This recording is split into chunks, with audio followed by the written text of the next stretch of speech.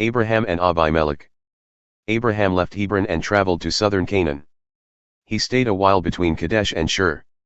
Then he moved to Gerar. Abraham told people that his wife Sarah was his sister. Abimelech king of Gerar heard this. So he sent some servants to take her.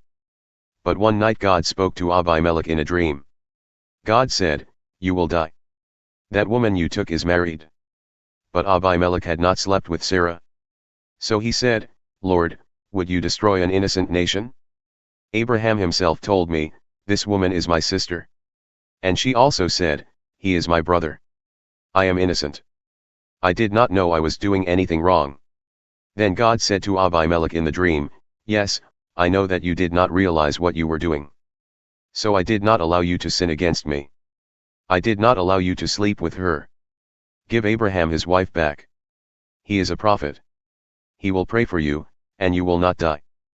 But if you do not give Sarah back, you will die. And all your family will surely die." So early the next morning, Abimelech called all his officers. He told them everything that had happened in the dream. They were very much afraid. Then Abimelech called Abraham to him. Abimelech said, "What have you done to us? What wrong did I do against you? Why did you bring this trouble to my kingdom? You should not have done these things to me. What were you thinking that caused you to do this?" Then Abraham answered, "I thought no one in this place respected God. I thought someone would kill me to get Sarah. And it is true that she is my sister. She is the daughter of my father. But she is not the daughter of my mother.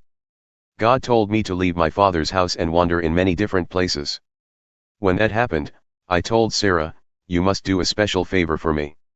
Everywhere we go tell people I am your brother.'" Then Abimelech gave Abraham some sheep, cattle, and male and female slaves. Abimelech also gave Sarah, his wife, back to him. And Abimelech said, "Look around you at my land. You may live anywhere you want." Abimelech said to Sarah, "I gave your brother Abraham 25 pounds of silver. I did this to make up for any wrong that people may think about you. I want everyone to know that you are innocent." Then Abraham prayed to God. And God healed Abimelech, his wife, and his servant girls. Now they could have children. The Lord had kept all the women in Abimelech's house from having children. This was God's punishment on Abimelech for taking Abraham's wife Sarah. A baby for Sarah. The Lord cared for Sarah as he had said. He did for her what he had promised. Sarah became pregnant. And she gave birth to a son for Abraham in his old age. Everything happened at the time God had said it would. Abraham named his son Isaac. Sarah gave birth to the son of Abraham. Abraham circumcised Isaac when he was 8 days old as God had commanded. Abraham was 100 years old when his son Isaac was born. And Sarah said, "God has made me laugh. Everyone who hears about this will laugh with me." No one thought that I would be able to have Abraham's child. But I have given Abraham a son while he is old. Hagar and Ishmael. Isaac grew and became old enough to eat food. At that time Abraham gave a great feast. But Sarah saw Ishmael making fun of Isaac. Ishmael was the son of Abraham by Hagar, Sarah's Egyptian slave.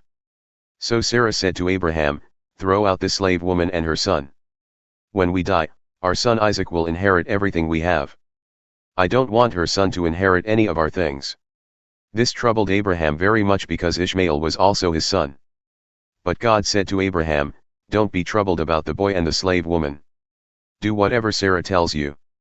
The descendants I promised you will be from Isaac.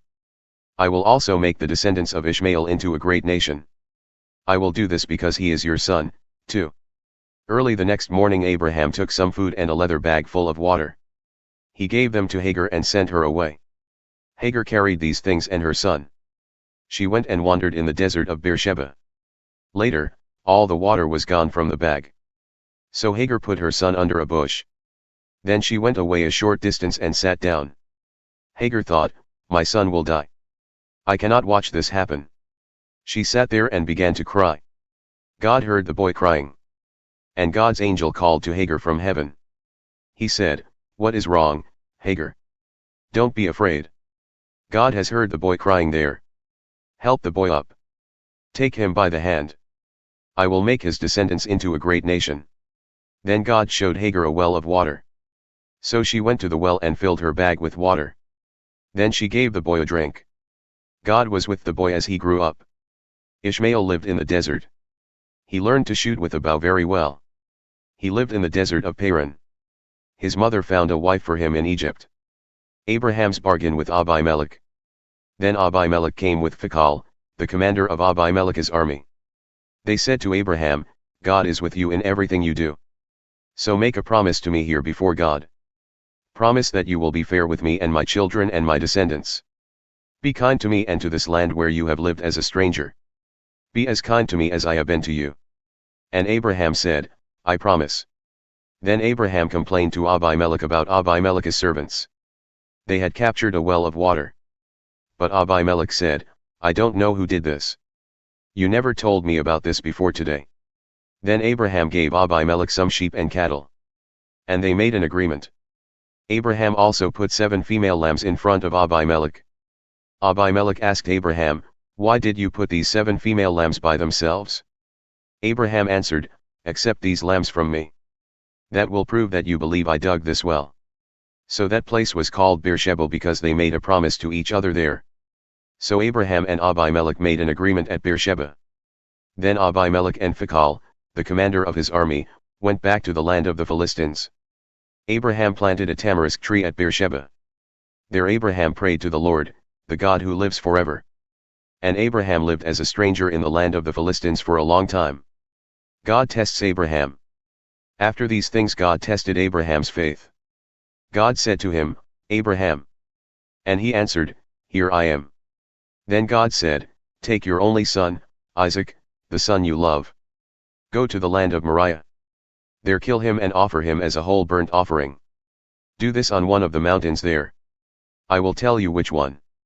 Early in the morning Abraham got up and saddled his donkey. He took Isaac and 2 servants with him. He cut the wood for the sacrifice. Then they went to the place God had told them to go. On the 3rd day Abraham looked up and saw the place in the distance.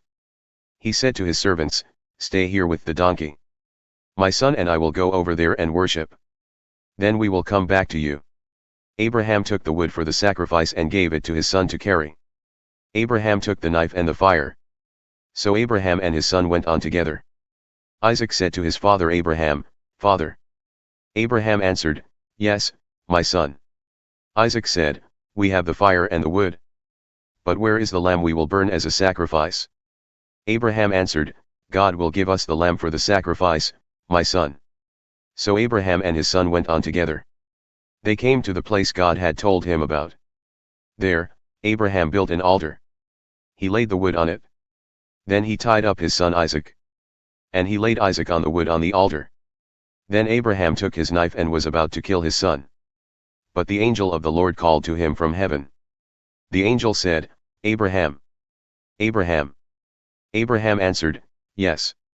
The angel said, Don't kill your son or hurt him in any way. Now I can see that you respect God. I see that you have not kept your son, your only son, from me. Then Abraham looked up and saw a male sheep. Its horns were caught in a bush. So Abraham went and took the sheep and killed it. He offered it as a whole burnt offering to God. Abraham's son was saved. So Abraham named that place the Lord gives. Even today people say, On the mountain of the Lord it will be given. The angel of the Lord called to Abraham from heaven a second time. The angel said, The Lord says, You did not keep back your son, your only son, from me. Because you did this, I make you this promise by my own name, I will surely bless you and give you many descendants. They will be as many as the stars in the sky and the sand on the seashore. And they will capture the cities of their enemies. Through your descendants all the nations on the earth will be blessed. This is because you obeyed me. Then Abraham returned to his servants. They all traveled back to Beersheba, and Abraham stayed there. After these things happened, someone told Abraham, Your brother Nahor and his wife Milcah have children now. The first son is Uz. The second son is Buz. The third son is Kemuel, the father of Aram. Then there are Kest, Hazo, Pildash, Jidlaph and Bethuel. Bethuel became the father of Rebekah. Milcah was the mother of these 8 sons, and Nahor was the father. Nahor was Abraham's brother. Also Nahor had 4 other sons by his slave woman Reumah. Their names were Tebah, Gaham, Tahash and Maacah.